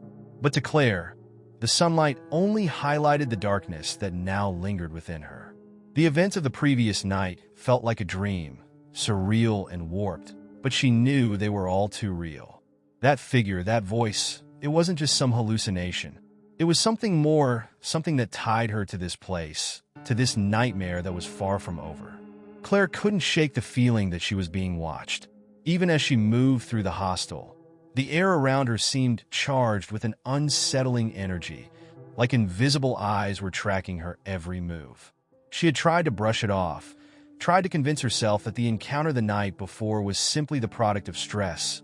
But deep down, she knew it was something far more sinister. Something connected to the very fabric of this hostel, to the very reason she had come here in the first place. Her mind kept returning to that voice, to the words it had spoken. It had said she was part of the story. But what story? Claire couldn't help but wonder if she had been drawn here for a purpose she had yet to comprehend. She had always thought of herself as an outsider, someone who stumbled into situations without fully understanding their consequences. But this felt different. She could no longer deny that she was entangled in something she hadn't been prepared for. As Claire sat at the small table in the common area, sipping her lukewarm coffee, she tried to piece together the fragments of the puzzle. The hostel was an odd place, isolated with an air of quiet decay, and yet it was filled with life. Guests came and went, but there was an undercurrent of tension that ran through the conversations. People often spoke in hushed tones, as if afraid of being overheard. Conversations faltered when she entered the room, and sometimes, when she looked around, it seemed as though the eyes of the others were watching her more intently than they should have been. It was as though everyone knew something she didn't, and every passing moment only deepened her sense of unease. Why had she come here? She had told herself it was for a much-needed break, a respite from the chaos of her life. But as the days passed, that explanation felt increasingly inadequate. She had chosen this hostel for its seclusion, its anonymity. But there was something about this place, something in its history, that seemed to call to her in ways she couldn't yet understand. The more Claire thought about it, the more she realized that the feeling of being watched wasn't just a product of paranoia. There were subtle signs, small, fleeting moments that made her question her own sanity. A glance out of the corner of her eye, a strange noise echoing from the walls, the fleeting shadow of movement that disappeared when she turned to face it. It was as though the hostel itself was alive, aware of her presence, its walls whispering secrets she wasn't yet ready to hear. It was in this fog of confusion and dread that Claire decided to investigate further. She couldn't simply wait around for the answers to present themselves. She had to find out more about this place, about the people who came here, about the past that seemed to haunt its every corner. But where to begin? The staff were tight-lipped, reluctant to share anything about the history of the building. And the guests? They were just as cryptic, their conversations often cutting off when she approached, as if she were the one out of place. Her thoughts were interrupted when the hostel's manager, a middle-aged man with tired eyes named Richard, walked into the common area. He seemed like the type of person who had seen too much and said too little. Claire had noticed him before. He was always in the background, lurking in the hallways, his gaze lingering on the guests with a peculiar intensity. Today, he approached her without a word, his expression unreadable. "Claire," he said, his voice low, almost a whisper. "I need to speak with you." Surprised, Claire set down her coffee. There was something in his tone, something urgent that made her heart race. "What is it?" she asked, her curiosity piqued. Richard glanced around the room, his eyes darting to the windows as though checking for anyone who might be listening. "Not here," he muttered. "Come with me. We need to talk." Something in his manner sent a shiver down Claire's spine, but she nodded and followed him through the narrow hallway to a small office at the back of the building. The room was cluttered, filled with papers and old furniture. Richard motioned for her to sit, and as she did, he closed the door behind him with an almost imperceptible click. The air felt heavier now, the silence between them pregnant with meaning. "You've been asking questions," Richard said finally, his voice hushed. "And that's dangerous." Claire leaned forward, her heart pounding. "What do you mean?" "I have a right to know what's going on here. There's something wrong with this place. I can feel it." Richard's gaze flickered nervously. "You have no idea what you're dealing with," he muttered, almost to himself. Then, looking her squarely in the eyes, he added, "There's a reason you're here. A reason you don't remember." Claire's stomach dropped. "What are you talking about?" "You don't remember your past, do you?" Richard asked, his voice heavy with something between regret and fear. "You've been running from it, hiding from it. But it's here, Claire. It's in the walls of this hostel, in the very foundation of this place. And you're tied to it, whether you like it or not." Claire sat in stunned silence, her mind racing. What was he implying? Her memories, the ones she had worked so hard to bury, were they connected to this place? She had never believed in fate, but the more she learned about the hostel, the more it felt like she had been brought here for a reason. And that reason was slowly coming into focus, like a picture gradually emerging from the fog. Richard's eyes softened for a moment, as if he were about to reveal something important. But before he could speak, the door to the office suddenly creaked open, and the sound of footsteps echoed down the hall. Richard tensed, his expression hardening. "Listen to me," he whispered urgently. "You have to leave. It's not safe here." But Claire couldn't shake the feeling that leaving was exactly what they wanted her to do. The hostel, the people here, they weren't going to let her go so easily. The truth was getting closer, and it was terrifying. The moment Richard's warning echoed in her ears, Claire froze. Leave? How could she leave when everything seemed so tangled with the very essence of who she was becoming? The deeper she delved into the strange happenings of the hostel, the more she realized that she was no longer an outsider. She was part of the narrative, whether she wanted to be or not. The idea of leaving felt like running away from her own shadow, a shadow that was growing darker and more ominous the longer she stayed. As Claire's mind raced, Richard's tense posture grew more evident. He was standing by the door, glancing over his shoulder nervously, like he was waiting for something or someone. The room, with its dust-covered shelves and faded furniture, suddenly felt stifling, as though the walls were closing in around her. The same uneasy feeling that had plagued her since her arrival surged again, stronger than ever. Something was closing in on her. "Why can't I leave?" Claire asked, her voice shaking despite her attempt to remain composed. She needed to understand. She needed to make sense of it all before it consumed her completely. Richard exhaled slowly, clearly torn between protecting her and holding back the truth. "You've already been here too long," he said in a low, gravelly voice. "They'll notice if you try to escape. If you run now, they'll come after you. They always do." "Who?" Claire asked, her pulse quickening. "Who's they?" But before Richard could answer, the faint sound of footsteps grew louder, closer. He shot a nervous glance toward the door before meeting Claire's eyes with a look of pure fear. "You need to trust me," he said. "There's a door in the cellar, a hidden door. Go through it and don't look back." A hidden door? Claire's thoughts began to swirl in a haze. A door in the cellar. Why hadn't she noticed it before? She had been to the basement multiple times, but it had always seemed so mundane, so ordinary. She had never felt the urgency to look beyond its shelves or crates, always thinking it was just another part of the hostel's neglected infrastructure. "I can't leave without understanding what's happening," Claire insisted, desperation creeping into her voice. "Tell me what's going on?" Richard shook his head, his expression pained. "You wouldn't believe me if I told you," he muttered. "And if you stay any longer, you'll regret it. There's no escape, not for people like you." The footsteps outside grew louder, and Richard seemed to stiffen, his eyes darting toward the door with increasing panic. "Go now," he urged. "It's your only chance." Claire didn't have time to argue. She could feel the oppressive weight of whatever was closing in on them, pressing down like a suffocating fog.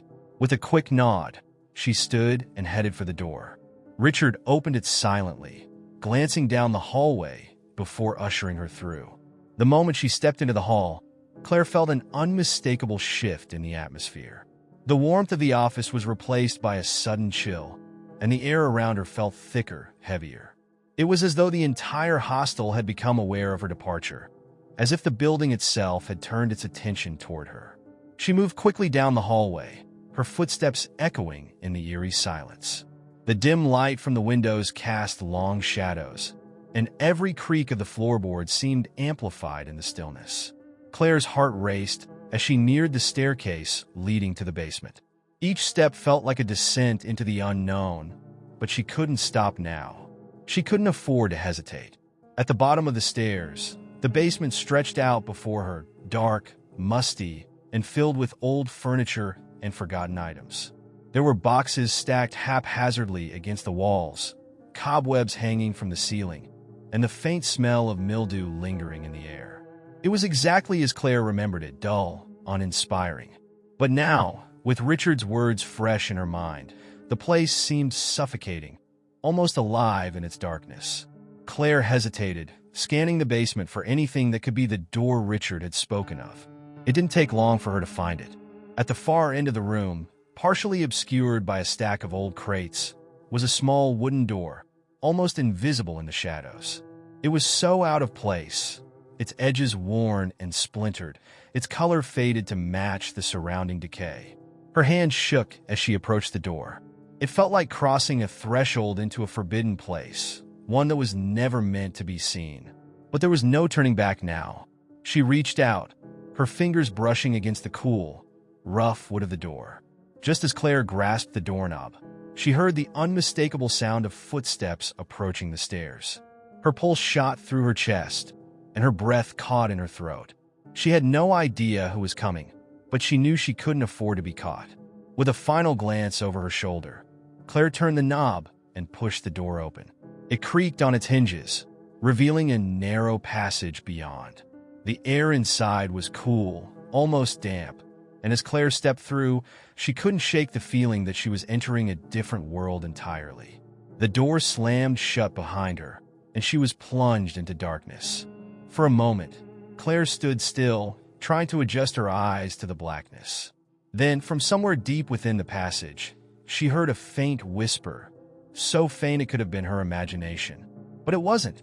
It was the same voice she had heard the night before, the one that had called her part of the story. "You should have stayed," the voice whispered. The words chilled Claire to the bone, but she forced herself to take the next step forward. The darkness seemed to close in around her, but she couldn't turn back now. Whatever lay ahead, she had to face it. There was no escaping the story she had already entered. The only choice now was to see it through to the end. As Claire ventured further into the passage, her senses sharpened, every step echoing against the cold stone walls. The air grew heavier with each breath, thick with the musty scent of old earth and long-forgotten places. The passage seemed endless, stretching out like some kind of labyrinth.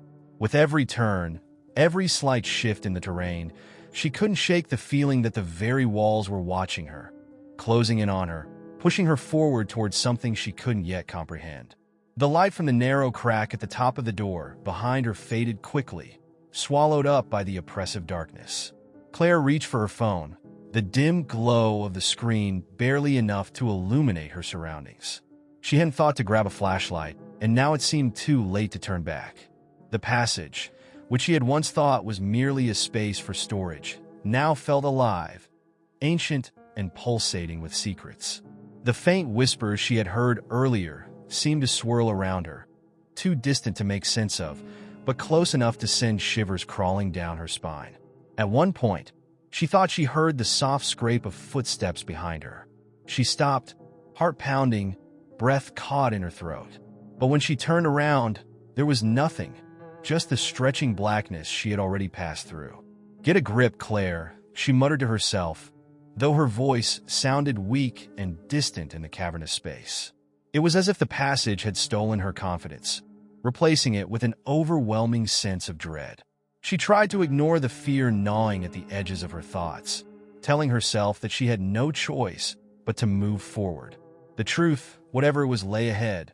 The walls began to narrow, the passage constricting around her until there was barely enough space to move. Claire found herself crawling on her hands and knees, her body scraping against the rough stone.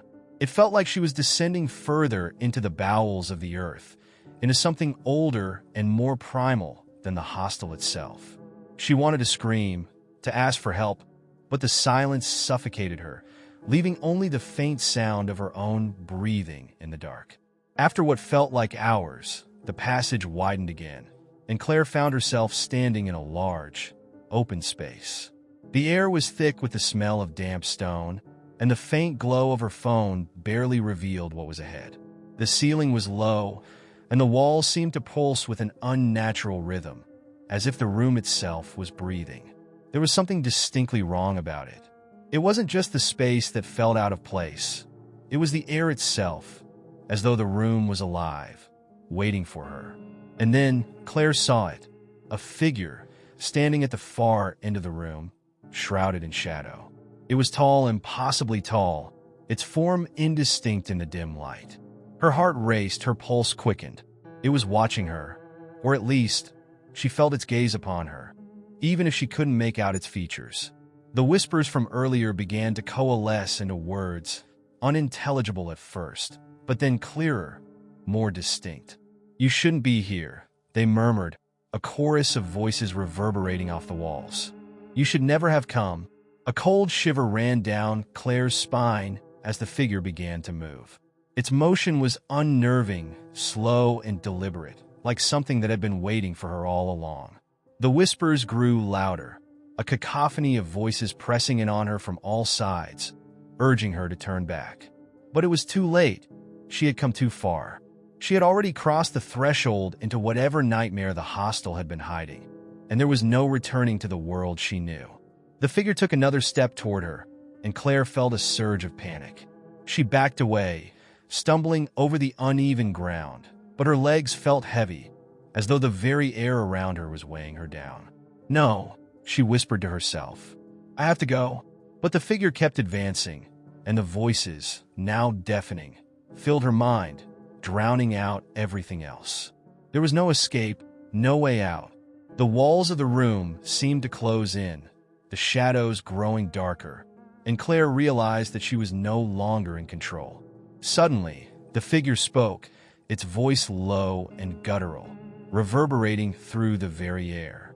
"You are part of the story now," it said. "And once you're part of the story, there's no leaving. There's no escaping." The words sent a jolt of terror through Claire's body, freezing her in place. Part of the story? What did that even mean? Was she a character in some twisted game? A pawn in a scenario beyond her understanding? It all felt like a nightmare she couldn't wake from. Her thoughts were scattered, her sense of reality unraveling with each passing second. Then, the figure raised its hand, and the whispers fell silent. The room seemed to hold its breath, waiting for something, anything to happen. Claire's heart hammered in her chest, and for a brief moment, she considered running, just turning and bolting through the dark, hoping to escape whatever fate awaited her. But the fear that gripped her was more than just the fear of the unknown. It was the fear of something much older, something she couldn't even begin to comprehend. The figure reached forward, and Claire's instinct screamed at her to run. But her legs wouldn't obey. Her body was frozen, locked in place by an overwhelming force. The figure's hand hovered just inches from her face, and Claire's breath caught in her throat. It was then that she realized she wasn't the only one in this place.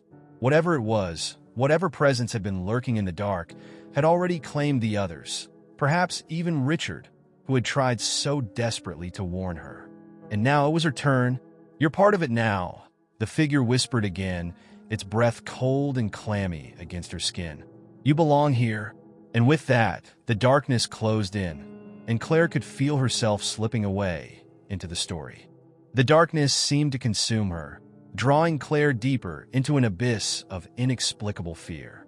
For a moment, she thought she had lost herself completely, had become something less than human, an extension of the horror that had enveloped the hostel. The figure, still looming before her, seemed to pulse with malevolent energy. Its form remained indistinct, as if shifting between the tangible and the ethereal. Claire felt a cold presence pressing down on her chest, as though the very air was turning against her. The words echoed in her mind, "You belong here." At first, they were distant, like a faint whisper against the backdrop of her own terror. But then they grew louder, more pronounced, until they reverberated within her very soul. Claire's limbs felt heavy, as though something had anchored her to the ground, forcing her to remain in the center of that suffocating room. She wanted to scream, to shout, but her voice was gone, lost to the void that surrounded her. The figure took another step closer, its movements fluid and unnatural. Claire could feel its presence pressing against her, an oppressive force that threatened to tear at the very fabric of her sanity. She tried to back away, but her body refused to obey her commands. The whispers started again, this time surrounding her, closing in from all directions. "You are part of it now," they chorused, each voice a sharp, disembodied fragment of something ancient and terrifying. She could no longer tell if the room was growing smaller or if it was simply her perception warping. The shadows around her seemed to stretch and distort, taking on shapes that were both familiar and alien. The walls, once cold and unyielding, now seemed to pulse with life, as though the entire structure was a living organism, alive and aware of her presence. The hostel, this place she had innocently stumbled upon, was more than just a building. It was a part of something much larger, something that spanned the boundaries of reality itself.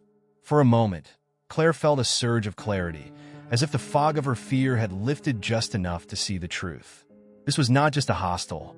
It was a nexus, a point where stories, old, forgotten, and twisted, converged and bled into one another. She wasn't merely a guest here. She was a character, a part of the narrative woven by something far more ancient and powerful than anything she had ever encountered.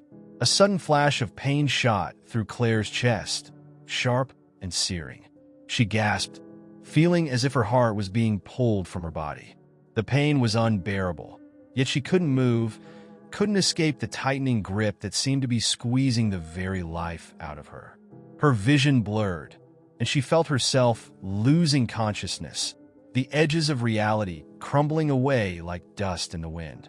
As her knees buckled beneath her, she fell forward, expecting to hit the cold, unforgiving floor.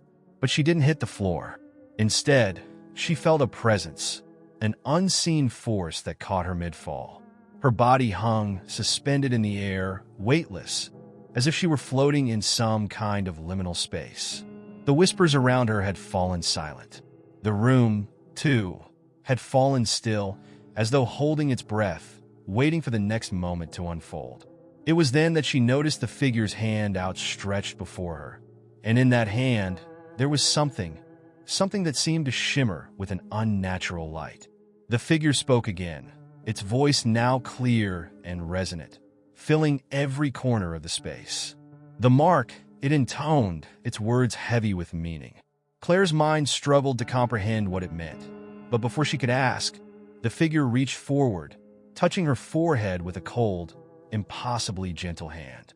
The moment it made contact, Claire felt a shock wave of energy course through her body, a jolt that was both painful and electrifying. Her body jerked, and her breath caught in her throat as the figure's touch left a mark. A glowing sigil burned into her skin. The mark pulsed with a strange light, a rhythmic throb that seemed to echo in time with her heart. It was a symbol, but not one that she recognized. It was as though it had been imprinted on her soul, a part of the story that she could never escape. It wasn't just a physical mark. It was a bond, a connection to the very fabric of the narrative that had entangled her. As the figure withdrew its hand, Claire collapsed to the ground, her limbs shaking, her breath ragged. She felt different, changed in some profound way that she couldn't yet understand. The mark on her skin seemed to burn with an insistent heat, searing into her consciousness. It was as though her very essence had been altered, bound to something far beyond her comprehension. The room around her had shifted again. It was no longer the dimly lit, oppressive chamber it had been. Instead, the walls were now adorned with strange symbols, etched into the stone as if they had always been there, waiting for her to discover them. The air was thick with a sense of finality, as though everything that had led her to this point had been an inevitable progression, a story that had been written long before she had arrived. Claire struggled to her feet, feeling the weight of the mark on her skin, the energy that now coursed through her veins. She didn't understand what was happening, but she knew one thing for certain: she couldn't escape. The hostel, the figure, the mark, they were all a part of her now. The story had already been written, and she was no longer just a passenger in it. She was the protagonist, bound to the narrative in ways she couldn't fully comprehend. But even as she stood there, feeling the strange power of the mark settle deep within her, Claire knew that the worst was yet to come. The whispers had fallen silent, but she could feel them, feel their presence, just out of reach, waiting to speak again. Whatever this story was, whatever this place was, it was far from over. And now, it seemed Claire was inextricably bound to it. The weight of the mark on Claire's skin was unbearable, a constant reminder that she was no longer a mere observer in the twisted narrative of the hostel. The glow of the sigil had faded, but its presence lingered like an invasive force, pressing against her very being. Each breath she took felt heavy, as though her lungs were no longer filled with air, but with the suffocating essence of the place itself. The very walls seemed to pulse with a rhythm that echoed in her chest, as if they were alive, aware of her every movement. Her thoughts raced, desperately trying to find a way to escape the madness that had enveloped her. The figure, the whispers, the unrelenting sense that she was trapped in a story that had been written long before her arrival. All of it weighed on her like an unshakable burden. But despite her fear, there was a strange, almost magnetic pull that kept her tethered to the hostel. It was as if the place had become a part of her, woven into the fabric of her soul. She could no longer tell where the story began and where it ended. As she stumbled through the dimly lit corridors, the air grew thick, the smell of decay and age clinging to every surface. The silence was oppressive, broken only by the faint sound of footsteps, her own, and the occasional creak of the wooden floorboards beneath her. She reached out to touch the walls, hoping for some sense of connection to the world she had once known, but the cold stone met her fingers like a harsh reminder that she was far from home. She paused in front of a door, one she hadn't noticed before, its frame carved with intricate symbols that seemed to shift when she looked at them. There was something almost hypnotic about the way they moved, like the story of the hostel itself was unfolding in real time. Claire reached out hesitantly, her hand trembling as it hovered just inches from the door. She wasn't sure what would happen if she opened it, if there was even any point in trying to escape. But the pull of curiosity, the need to understand, drove her forward. The door creaked open with a sound that sent a chill down her spine. Inside was a room that felt entirely different from the others. The walls were adorned with photographs, old and yellowed with age. But as Claire stepped inside, she realized that the faces in the pictures were eerily familiar. They were travelers just like her, people who had once stayed at the hostel. Yet there was something unsettling about them, something wrong in the way their eyes stared back at her, from the photographs. They weren't just images. They were memories frozen in time, their gazes following her every move. As she walked deeper into the room, Claire's heart began to race. The air grew colder, and a sense of dread settled in her stomach. The walls, too, seemed to be closing in, the photographs almost leering at her, as though they were waiting for her to discover something she was never meant to see. She moved to one of the pictures, her fingers brushing against the glass. The woman in the photo had a haunted expression, her lips twisted into a half-smile that sent a shiver down Claire's spine. She could almost hear her whispering, urging Claire to look closer. Against her better judgment, Claire leaned in, her eyes scanning the details of the photograph. It was then that she noticed something strange. Beneath the woman's smile, there was a subtle shift in the image, an almost imperceptible distortion.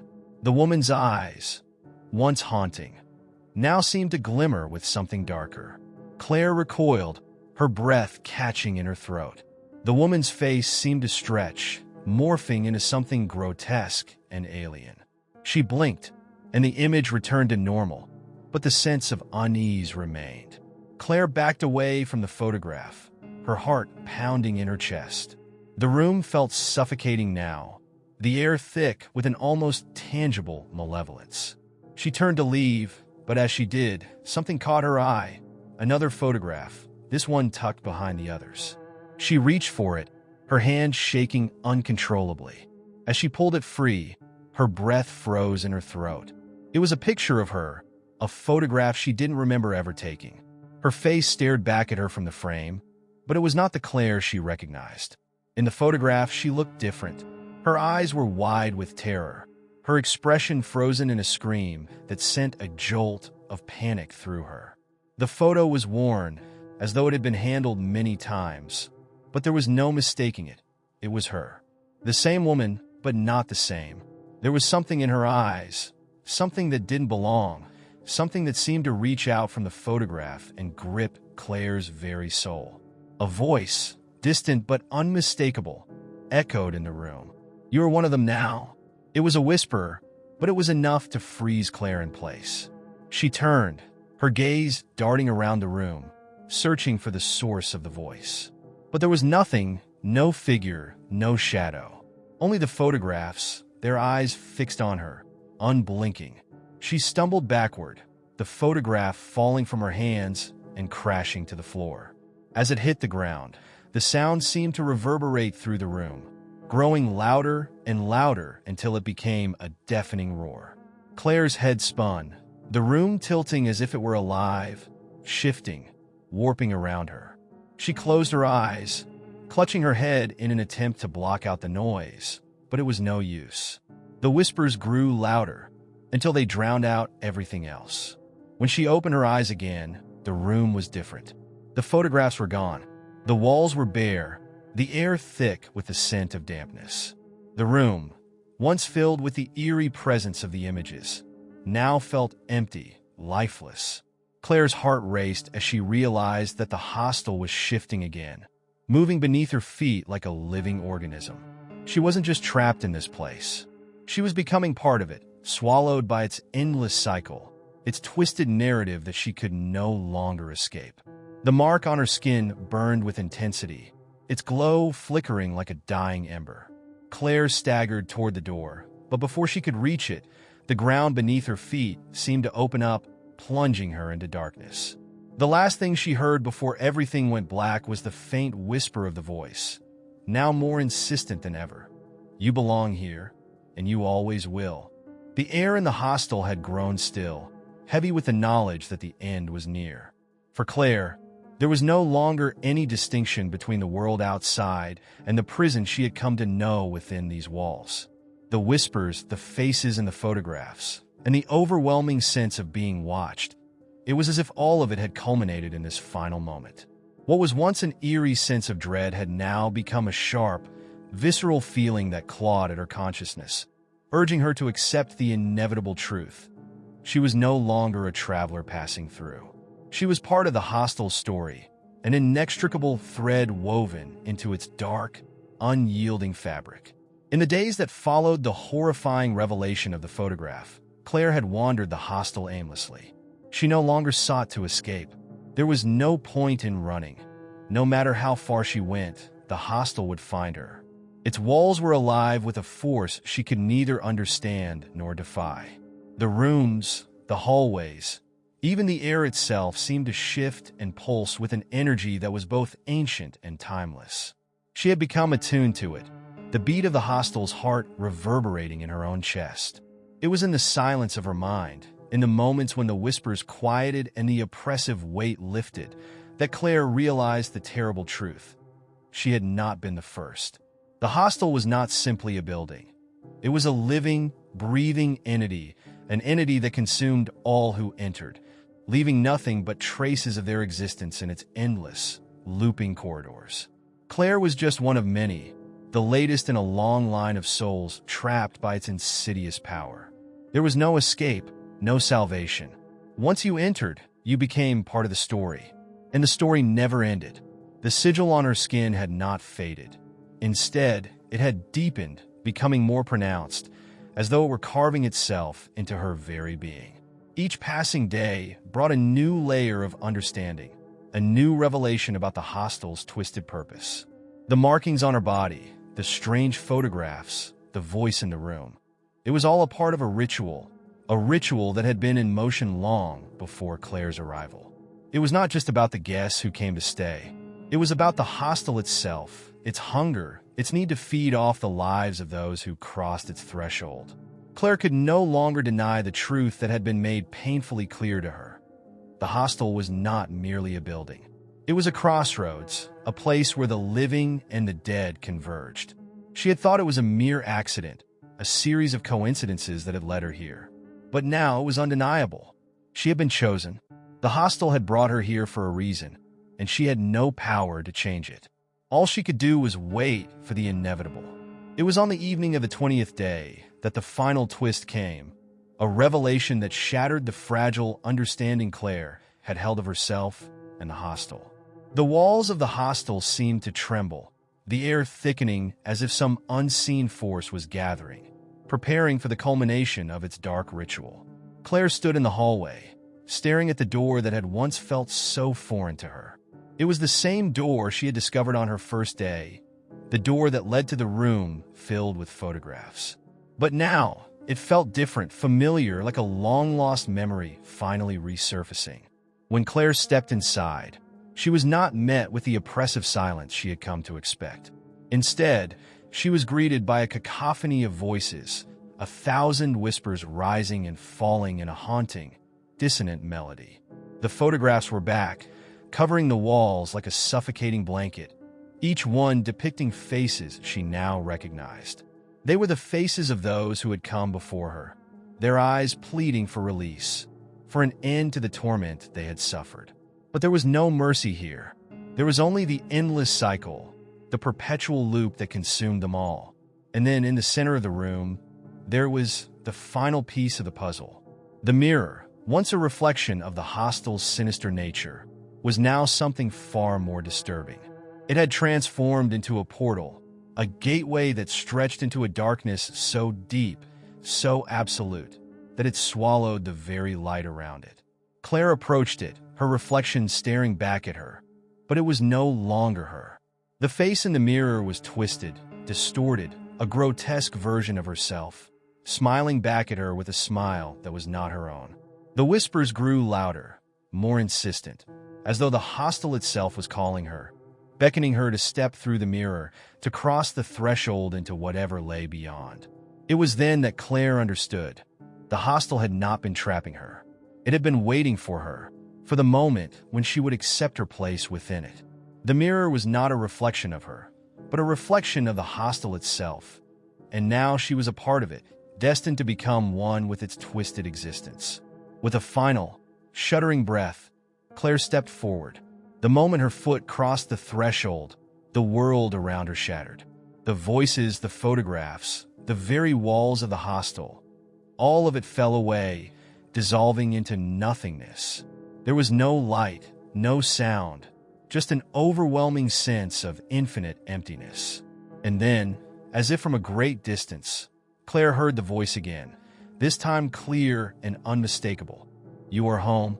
The darkness enveloped her entirely, and Claire knew, without a doubt, that the hostel had claimed her. There was no escape, no way to return to the life she had known.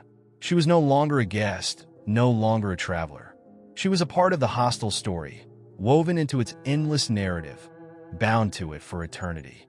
The story had ended, but the cycle, as it always had, would begin again.